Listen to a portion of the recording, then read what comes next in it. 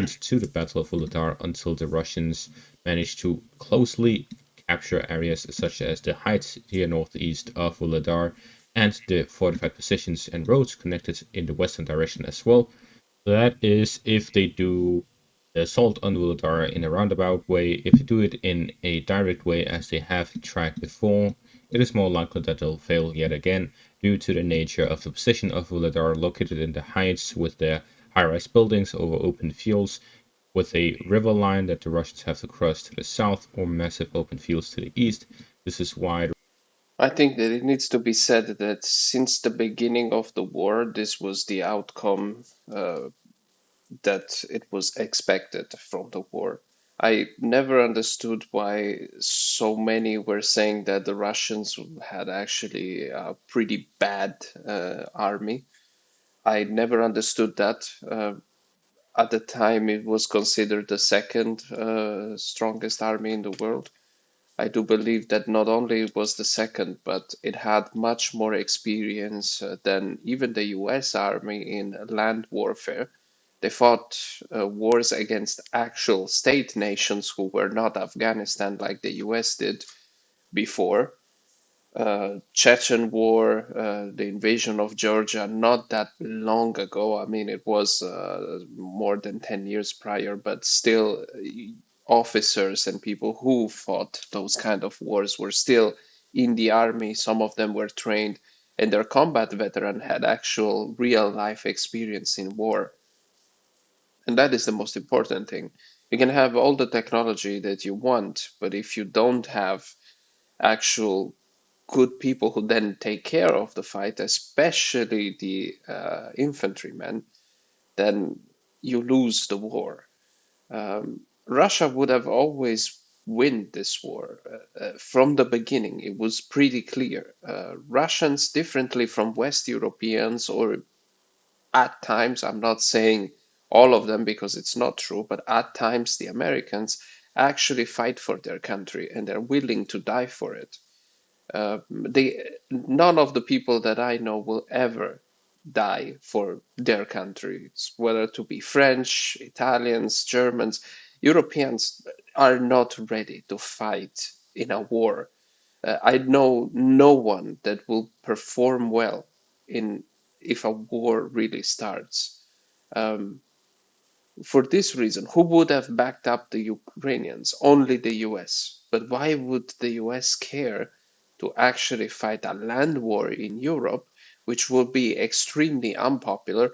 Also, keep in mind there is a risk of a serious nuclear war, which the US, as much as Russia, want to avoid. Nobody wants to a no-win, right? So the only people that actually could help the Ukrainians were the Europeans because they didn't pose such a threat for Russia.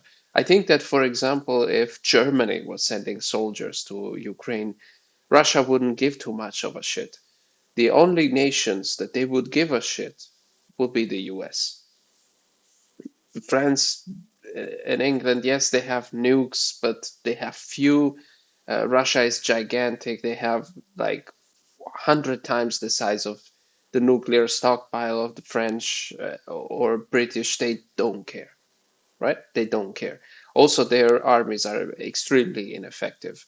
Uh, they would have never cared about this.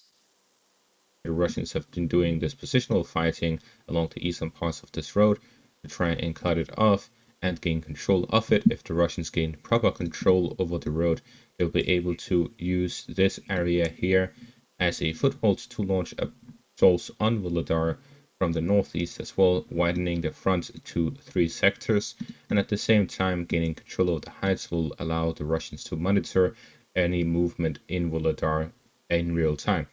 Therefore, we see that the situation is switching in favor of the Russians in the Volga section of the front line. Further north, It was switching to their side since a very long time. I would argue after the failed counteroffensive, this is it. I mean, I don't see how they are going to manage to take the momentum back. And I mean the Ukrainians. If you think about it, uh, there is no people that want to fight this war. as I mentioned before, all the mercenaries that have been there have been dislodged, all killed, or they went back home because, again, this is not like fighting people in Afghanistan, right? So, with all due respect, Afghani soldiers actually beat the US. So we need to think about that as well because of resilience. But the casualty rate of the war in Afghanistan, if I remember correctly, we're talking about 4,000 deaths in the span of 20 years. Here you're talking 4,000 deaths per square kilometer every time you advance.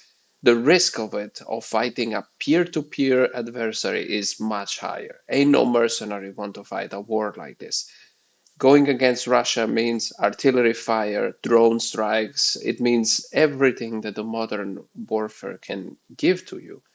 And why would anybody in the right mind not shoot at, again, Afghani rebels who are dressing like they're going on a sunbath and wearing all rusty AKs? Why would you go instead in Bakhmut, where Russia was using phosphorus ammunition? You will never want to do that.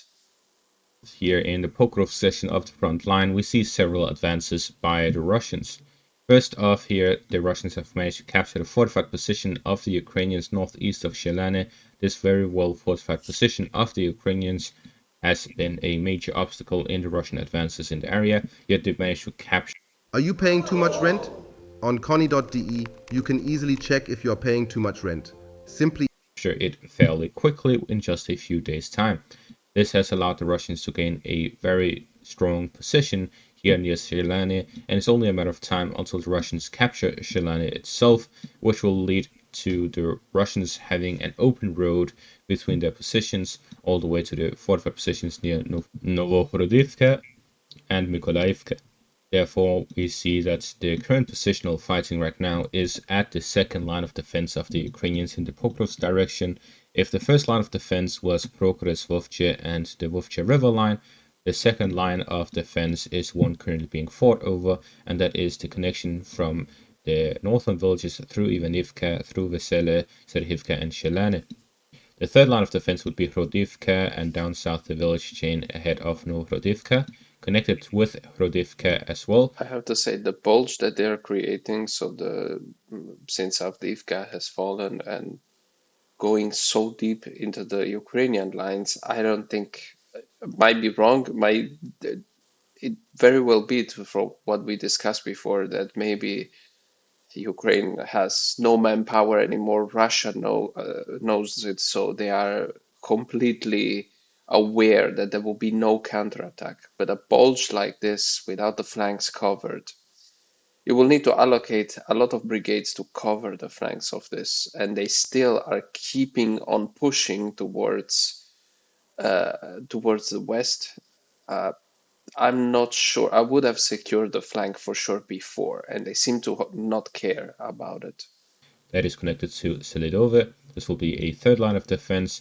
And then the final line of defense is again by Hrodivka and through to the south of Pokrovsk. Pretty much the third line of defense encompasses all of these defensive positions depending on the direction of the Russian attack.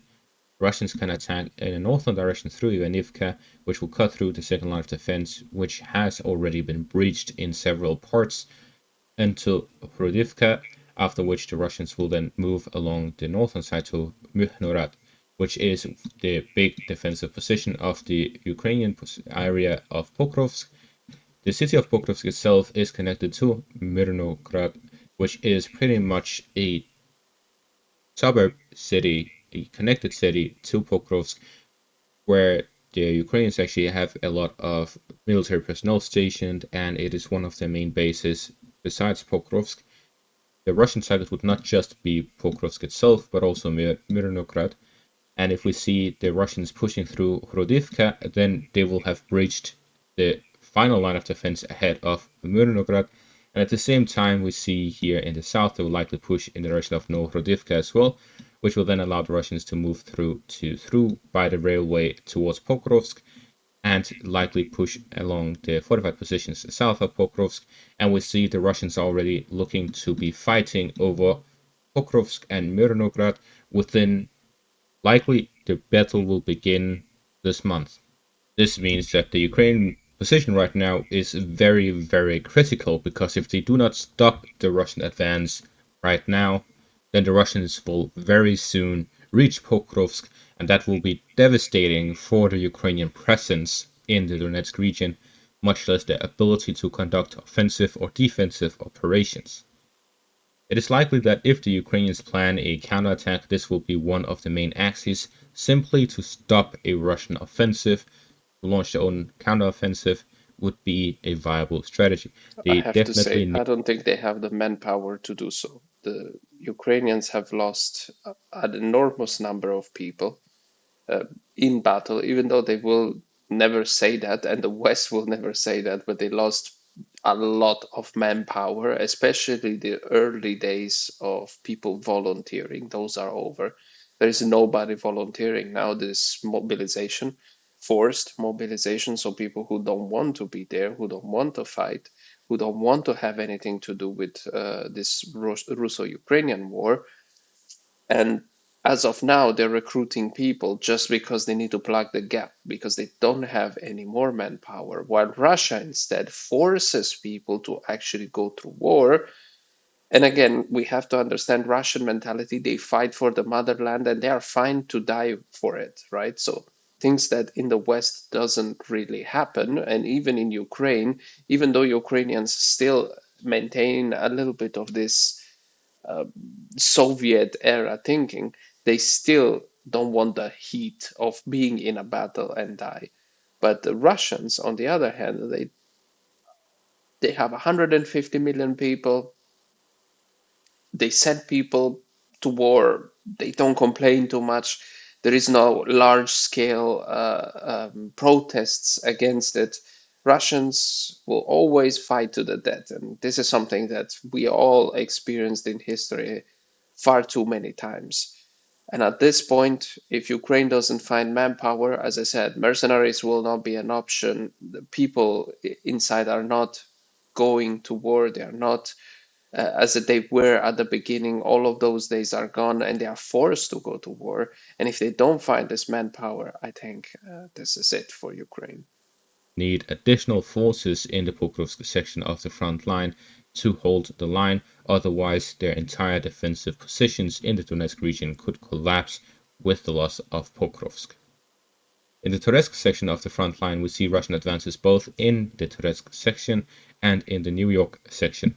Within New York, the Russians are attacking in three different directions: to the east, south of the river line, and to the east, north of the river line, and northwest, north of the river line.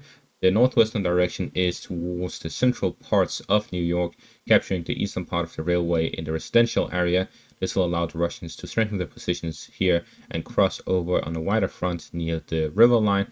The Russians have attempted to cross over here in the central parts, but the Ukrainian counterattack managed to push them back across the river line. This means that the Russians only have this one foothold across the river line. However, this is a large enough foothold for them to develop offensive operations in the area. It seems that the Battle of the Industrial Zone of New York could start very soon, and the city of New York will likely fall this month as well. If we look in the direction of Toretsk, we see a final push here in the southern direction to cut off the final Ukrainian fortified positions east of the area along the Silizhna River, and this is an attempt by the Russians to connect the Actually, you can see here one of the reasons, in my opinion, why Ukraine is actually losing the war. I don't understand these bulges. So Ukrainians fight, okay, the Ukraine commanders force people to fight for every centimeter of Ukraine. It is crazy. They have lost so many men, and even now, you see all the people who are holding this part. Some of them, if not most of them, will either be killed or will be captured if the pincers close. And the pincers are super close together. And it's almost like they touch themselves. And still, the Ukrainian commanders just don't ask the people here to retreat, put themselves in a better position, in a straighter line, and start to fight again.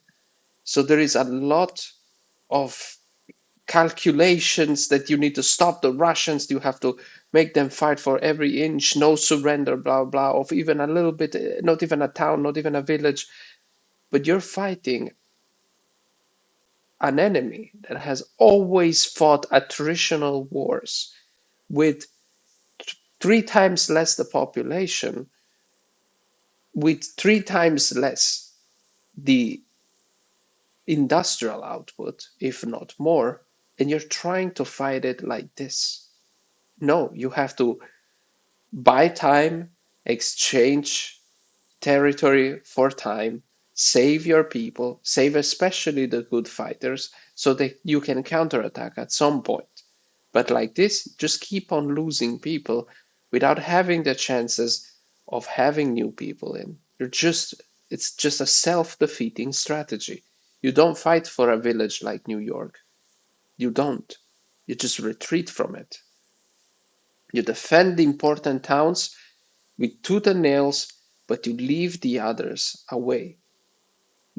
I don't understand this approach to a war that is in favor of the Russians in almost every way, and you still are trying to hold on to every single inch. The two sides between New York and Turецk.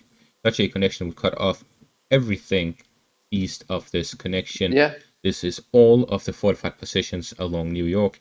That's why we're seeing at the same time a push by the Russians in the eastern direction to speed up a Ukrainian withdrawal and at the same time to try and cut them off in multiple directions to prevent the Ukrainians from reacting fast enough to withdraw. And if they react fast enough, then it will lead to a collapse of these defensive lines, which will strengthen the Russian positions in New York and allow for further push in the central parts. The Ukrainians need fewer soldiers in these fortified positions, and the Russians need to attack them. This is why taking control of these fortified positions will free up more Russian soldiers than it would free up Ukrainian soldiers.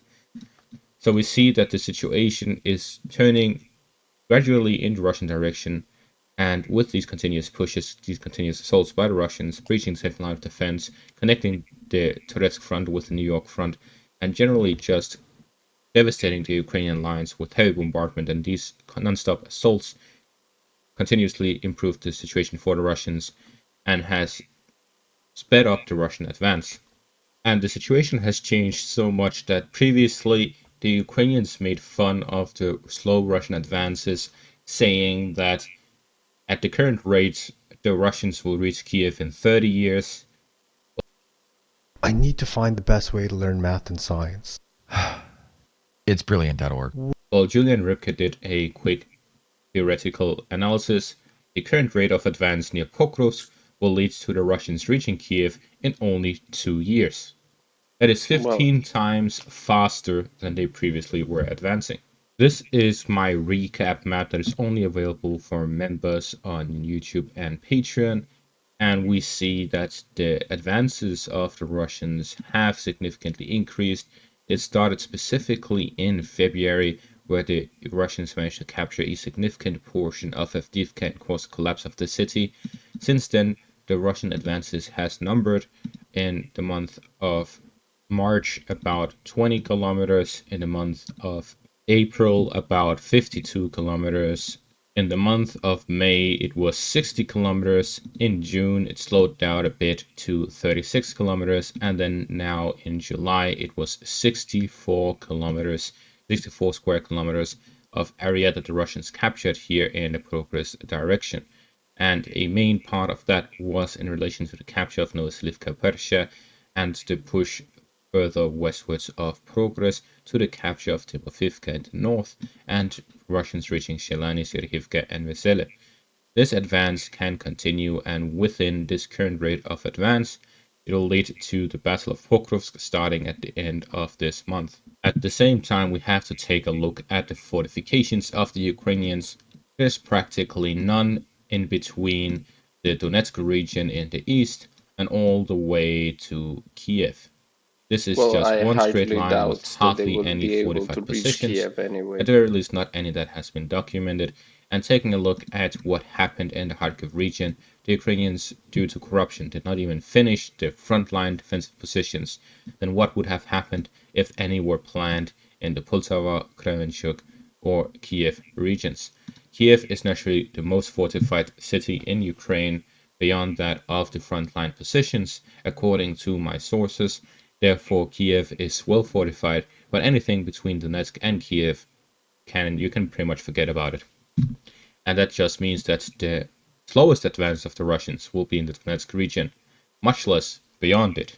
Therefore, I predict that the Battle of Pokrovsk will start the beginning of the end of the Donetsk region, and if the Russians capture the Donetsk region, then beyond that there is either a Ukrainian surrender or the Russians will capture everything east of the Dnieper River. That is my opinion on the current state of affairs in Ukraine.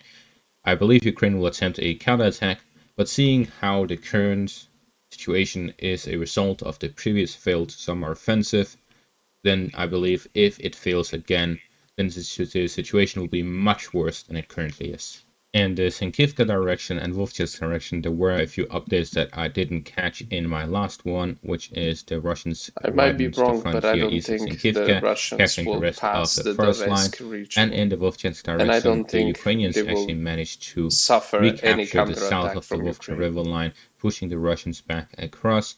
And with this, we see that the Russians only have a presence in the northern bank yet again. And that is the current situation all across the front line and throughout the situation in the country. And that is going to be all for this update. Thank you All for right. watching. Make sure to leave a like, subscribe. As I said, this is basically the end of this war. We're just seeing the final stages of it. I don't think Russia is okay with what they conquered so far. I think they wanted more and they still want more. I don't think the peace negotiations will go anywhere for at least another year, but Russia's situation will be much improved next year this time. Uh, I think also that the American president will play a key role. What I mean by that is that the the United States president at the end of the day is the daddy who gives you the weapon and is also, as I said, since the Europeans almost don't count in this, is also the person who is capable of giving you either victory or defeat or even to defend yourselves properly. And without him being on your side, Ukraine is just lost. The problem here is who will be the next president. Democrats will most likely keep on sending aid to Ukraine, but Trump, I'm not sure he's willing to do so. Uh, what do I think is better? I have no idea here. If Trump goes into power and becomes the next president, I think Ukraine will file for faster for a solution of this conflict, meaning they will probably get into peace talk with Russia, I will say a couple of months after Trump become president. If not, probably they're even thinking already about it, about how to solve the situation, what type of proposal. But it needs to be a proposal that Russia has to say yes to. It's not something that they can push on their side. On the other hand, Russia, I think, fears that Trump might be crazy, not that crazy, but crazy enough to ask them to stop the fighting. Otherwise, they will enter a war with the US. Just, because Trump has this ego complex. So it might be that Trump says, I need to have peace in this region with any means necessary. I put boots on the ground. I can see that happening. I don't see this as a likely chance, but I can see that it wouldn't surprise me, let's say. On the other hand, with the Democrats, this situation would just keep on repeating for years on end. For all the 4 years of Kamala Harris winning, this will be the situation of Ukraine. A lot more weapons, a lot of resistance, but a slow advance from the Russians anyway. They will provide them new weapons to Ukraine. They will provide guns, bombs, and anything you can ask for. But since manpower is low, they will keep on losing people, keep on not being able to plug the gaps. And even though armed to the teeth, the remaining ones will still be too little to stop a Russian advance. So this situation here is the birth child of Joe Biden's strategy and the Democratic Party strategy. Joe Biden is basically useless, is basically not there, let's say. So it's not his decision, but this is the decision of the party to keep on sending weapons to Ukraine to allow them to defend themselves. But Russia is 5 times larger, 5 times the industrial capacity, and also is basically turned into an economy of war. And for this reason, they are beating the Ukrainians and they are advancing, and they're slowly advancing just because on the other side there is a push from the US on sending weapons, sending weapons, sending weapons, and the Ukrainians can actually fight. So, in my opinion, to have a fast resolution, you will need to vote for Trump, most likely. And by fast, I mean simply, you know, the possibility of this war to end. Not maybe in favor of Ukraine, but to end and start from that point on the future of Ukraine.